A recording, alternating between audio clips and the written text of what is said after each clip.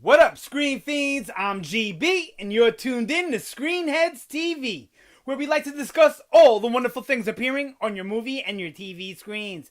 In this episode, I'm going to give my review of Fear the Walking Dead Season 3, Episode 7, titled The Unveiling.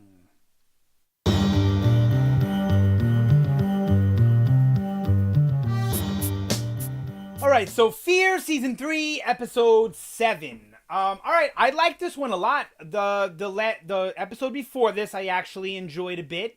And I don't know, this season to me, I think I would have to go back and watch season 1. It's a million times better than season 2. And I really want to say that it's better than season 1 as well. I think this is the best season of Fear so far at this point. Only at the halfway point. We still got half the season left, so that could definitely change. But at this particular moment, I really think it's going to shape out to be the best season. Now, it's still far from perfect. There's still tons of problems with the show, but any improvement is a good thing. You know, even if it's only a slight improvement, as long as they can continue that trend of getting better and better with their storytelling, it'll only benefit us fans. Hopefully they can do it, before the show gets canceled or just, is done with its run, We don't want it to not get really good until the last season. That doesn't make sense. But any show that gets better as the seasons go is always a plus. But now, with Fear, we didn't think that was going to happen because, in my opinion, and I know many others' opinion, Season 2 was miles behind Season 1 as far as quality goes. It was like they were taking not just one step back, but, 50 yards back compared to Season 1 versus Season 2. But now Season 3, it looks like we're getting back on the trend. But there's still a lot of these little execution problems, we'll call them.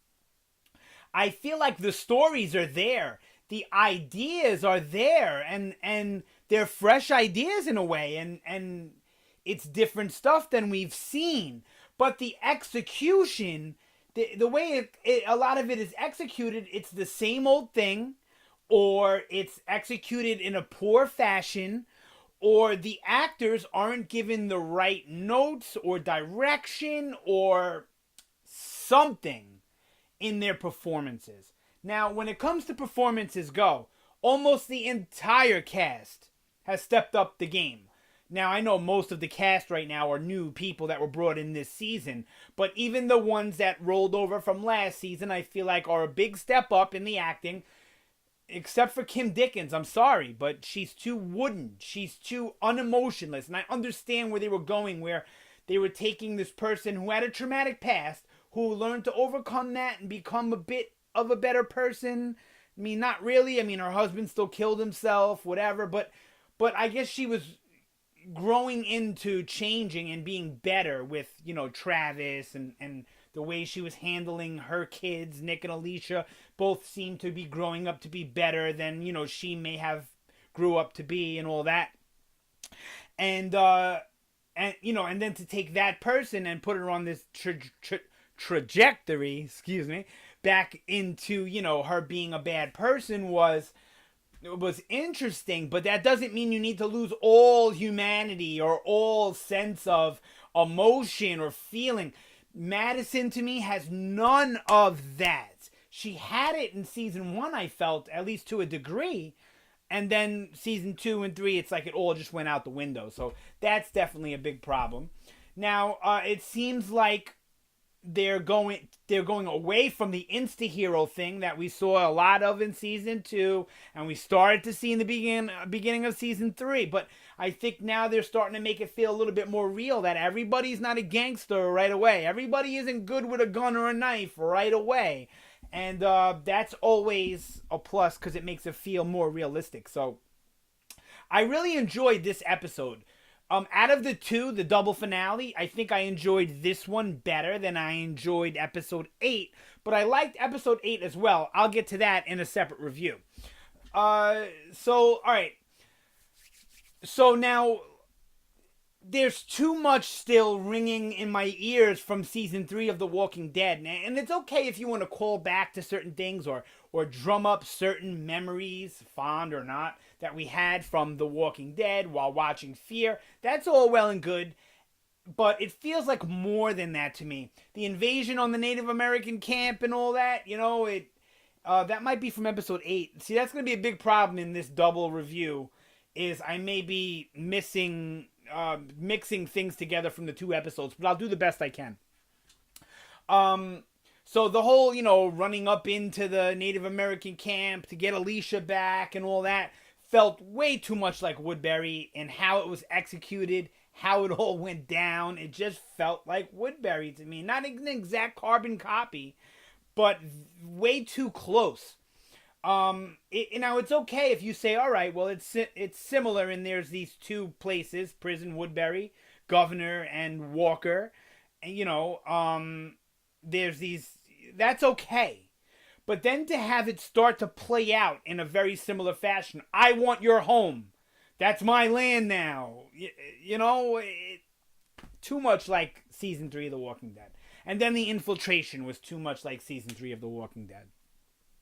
And then I thought it was going to be like Strand was like our Andrea, but now it seems like Ophelia is our Andrea. I mean, all the way down to the point where she gets separated from the group, fell in with this new community that turns out to be not so good, not terrible, the whole community, as a whole. Maybe the leader is a bit of a jerk, but... And all the way down to her, having a relationship with the leader of that group. So it's just too much of that similar stuff. Be creative. Be new. Come up with something different, or take something from the books that wasn't used, or something from the show that was used but it was glossed over, or was done so quickly, or it was changed up so drastically. Come on. Start being a little bit more creative. This is why I'm excited for Scott Gimple to come on to the show, even though I still feel like he had something to do with season 3 that we'll never hear about, never learn, and they'll never give him credit for, because that would be taking away from the current showrunner and all that. But I really, really, really, really, really, really, really feel like Scott Gimple had something to do with this season, and that's why it's slightly improving. And it's still not there yet, because he still has to kind of dig them out of the rut that they were in. And then you have all kinds of, directors and writers and all that you want to change up and rehire and get new people in there and all that. So, but I definitely think Scott Gimple is having something to do with this season. I really do. But I do like a lot of the characters, the new characters, and the actors portraying them are all good. But then you have things like Troy and the Eye. We have the Jake and the getting cut, and yes, I get it. The line is still there, but it looks too healed for it to be the same day, or even the next day, or even 2 days later. It's just, now it looks like a scrape or a scratch, instead of him starting to get scalped. Which would be like a Stitches situation. Maybe I'm wrong. I'm not a physician. But I don't know, man. It still has a lot of these problems. But I will say, the ideas of like the cowboy and Indians type of thing, like the Native Americans trying to get their land back after like the white man is mostly wiped off the earth. I like that. I think that's interesting.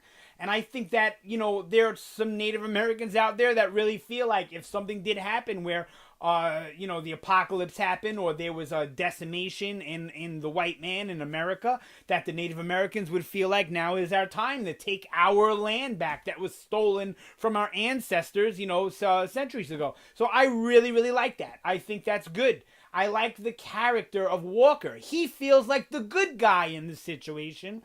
Whereas Otto, Jeremiah Otto, felt like, Unser from Sons of Anarchy, felt like the bad guy when we get to this episode, So I really like that. I thought that was interesting. Happy to see Ophelia back. We knew that she was going to get back into the fray somehow. But, I didn't expect it to be exactly the way it went down. I do have some complaints, but those complaints, I think, are better discussed in the episode 8 review than the episode 7, so we'll get to that. I also kind of didn't like the anthrax thing, but I did like it. It's weird.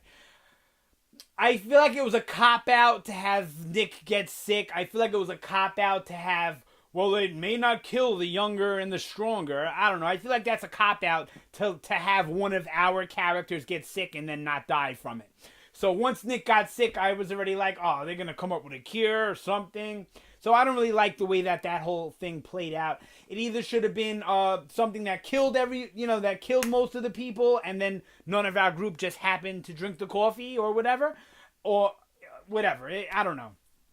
I felt like there was a missed opportunity to have something really good and really different. But I like that how Ophelia went in there like undercover with the anthrax, ready to poison people. I like that. And I also liked how they humanized Ophelia. This is more of an episode 8 topic, but I'll talk about it here. I really also like how they made Ophelia not know that it was anthrax, that it was going to kill everybody, where she just thought it was going to weaken the community to make them susceptible to an attack. So I kind of liked it, but what did she think when they were going to attack, right? They were going to kill the people anyway.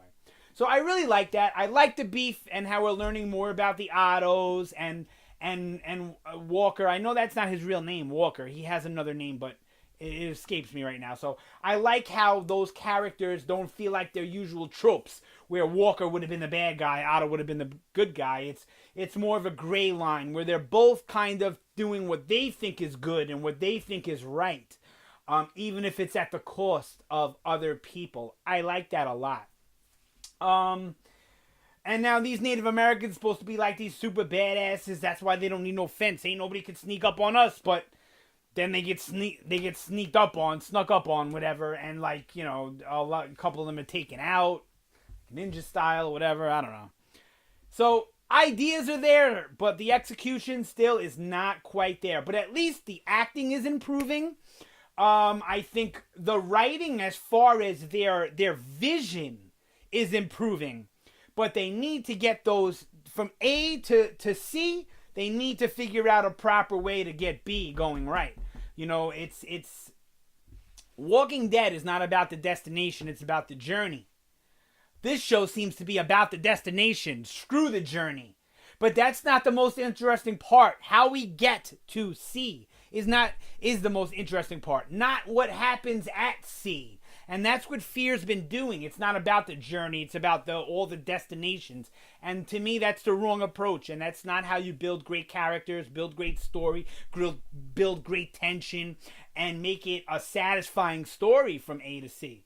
So, look, I'm liking the season. So I don't want to beat up on it too much, honestly, because I feel like it's improving. But I do have to call out those missteps and mistakes. So I liked episode 7. See, once again, not enough walkers. When everyone at the camp, at the ranch, was getting sick, we should have had an epic battle scene taking out those walkers. And we didn't. We got a few. We got a couple of walkers that weren't scary. They need to correct that ASAP about this show. We need more walkers. We need more action. We need more violence. And I'm not saying it needs to be gratuitous violence. It needs to be at least PG-13 action movie violence. And we're not even there yet. And that's crazy to not be there in this show. I understood it for season 1. Start of the apocalypse. I get it. Season 2, that should have been ironed out. And season 3, we should be well past that. And we're not yet. Yep. I liked it. It's one of the better episodes of the season. This season, like I said, seems to be shaping out to be a better one. So fingers crossed that we end up on top by the end of the season and not falling back into the same pattern of bullshit. But yep, that's it for this one. Sound off down below. Let me know what you thought about this episode. That's going to be Fear Season 3, Episode 7. Let me know what you think about this season in general or anything Fear or Walking Dead related. Hit it up down in the comments. I like to get into those discussions. Yep, that's it for this one. Thank you so much for watching. Always appreciate it. You guys have a fantastic day. And I will see you next time.